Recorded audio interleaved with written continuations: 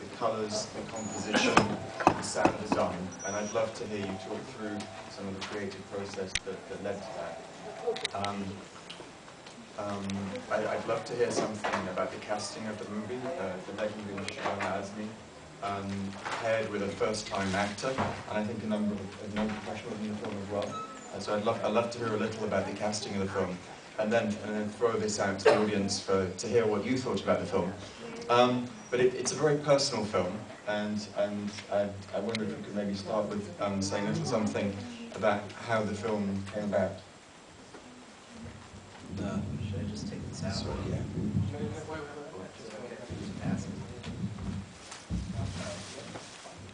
Okay, well, first of all, thank you all for being here and for being such a warm audience and for laughing. It's definitely a film that I enjoy more when people laugh and understand and get the humor in the film, because I think it is a little bit of a subtle, kind of humor. It's not like an out loud, kind of out and out comedy, but I think there are a lot of laughs in the film, so I always enjoy it when people laugh in the movie. And it is, as you mentioned, a very personal film. On a personal level, I wanted to point out and thank my parents who are in the audience tonight.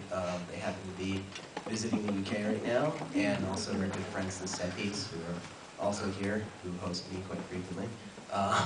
So I just wanted to thank them for being here and for their role in supporting me and helping me in various ways throughout my artistic career. The level, what you were asking about, it being a personal film, I mean, it's an extremely personal film in the sense that, the house in the film is my grandparents' house in Chandigarh. I moved there to make the film almost not knowing anyone, outside of my relatives in India. I knew almost no one in the film industry. And I moved there into their house trying to figure out how to make the film originally. So a lot of the details, the pictures on the walls, all those are family members or various people. You can't even see them that well, but they mean something to me. And, the detail about taking the stick is a family story. So as much as I could do it without maybe alienating a general audience, I took a lot of personal inspiration. As an artist, I take things from my own life. As far as characters I've written, some people say, are you Ashok, or do you have anything related to him, or whatever?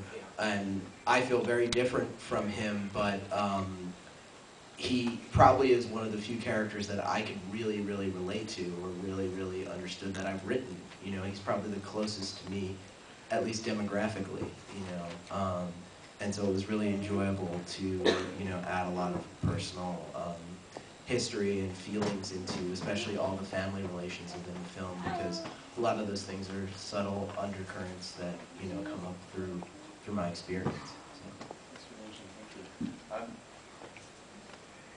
The writer of another well-known romantic comedy, Richard Curtis, who wrote Four Weddings and a Funeral, I once heard say that he wrote it at the time when a lot of his friends were getting married, and he was starting to get a hassle, and he said that actually the writing Four Weddings and a Funeral was his way of telling his parents, it's okay, life's okay.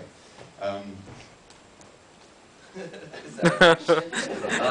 don't know, my parents are here, you can ask them if they ever pressured me to get married. They actually did not. My parents are actually very, very relaxed people, so, but I think it more relates, and I hope Ashok's sort of state in life gets reflected in the film, because I do feel like it's a film not just about getting an arranged marriage per se, but also sort of about, I've described it before as like a coming-of-age film for like a 30-something man through the lens of him getting an arranged marriage. I feel like he goes through sort of an emotional process of emotional development in terms of how he feels about life and what he's going to experience from this point forward through the characters that he meets, kind of on both sides.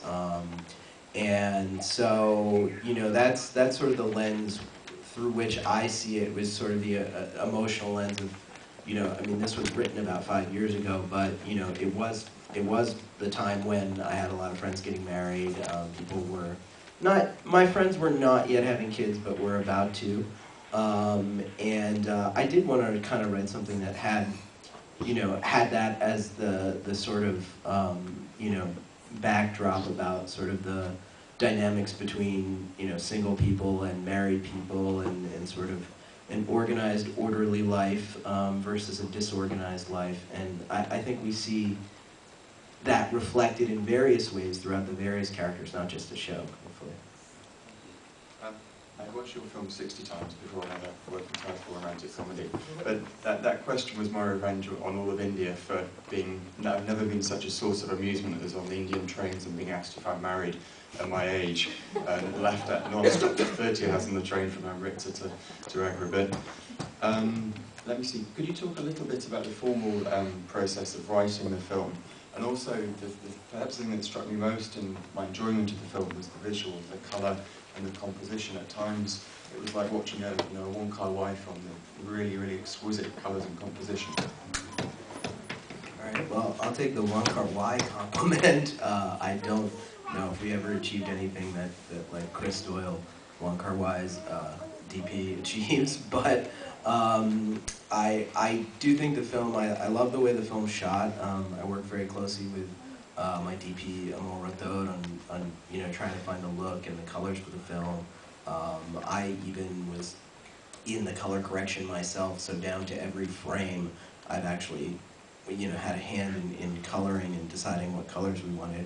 A lot of it, you know, and this was from an initial concept, was, you know, if we make a film in Chandigarh, if we stay true to the place, it won't be hard to make it a beautiful film. I mean, Chandigarh is a beautiful place. And really, I mean, I don't know how many people have shot 35mm in Chandigarh. Maybe in the, you know, in the Punjabi film industry, I think they do, though they mostly shoot 16. So I was actually really just happy that we have some of these images of the marketplace, and I tried to put, without slowing down the narrative, hopefully, as much of that stuff as we could, so that people would get a real feel, and, excuse me, you know, a sense of that place and that place in India, because also it's very different from, you know, here I can see we have mostly, you know, mostly sort of an audience from a South Asian background, but especially when showing this in the US or showing this here or whatever, a lot of people haven't seen this side of India. A lot of people have never been to Chandigarh, have never seen the north of India, have different conceptions, and it's a very different city. So I wanted to portray that place accurately, and I think it just kind of, because India is beautiful and we shot a lot of stuff, it ended up being a beautiful film. Not to say we didn't take a lot of care in how we composed our shots and everything like that, but especially the colors just came into the film because that's what you see there. I mean, India is beautiful, but capturing it is not easy. Just the other thing that really struck me about the film was the sound, and I know that a lot of the sound that you recorded was, or you were very careful about the way in which you recorded the sound so as to make it very natural. Is there something like that? Sure, yeah. I mean, sound is often an overlooked technical aspect of filmmaking, quite often including many professional films that you will see, and many films coming, you know, mainstream movies that you will see often ignore sound. We took a very personal and as accurate as possible approach to sound. I had my sound designer, it's really just paying attention to it that matters.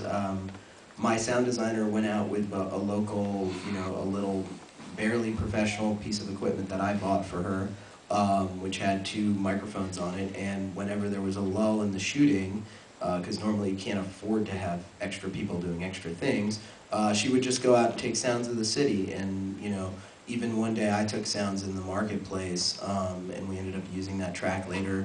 The sound of the opening train going through actually is a piece of sound that I took with a handheld recorder, which is was just the first sound you hear in the film. We tried to record the sounds of Chandigarh so that when a motorbike goes by, it sounds like a motorbike in Chandigarh and not a motorbike in Mumbai.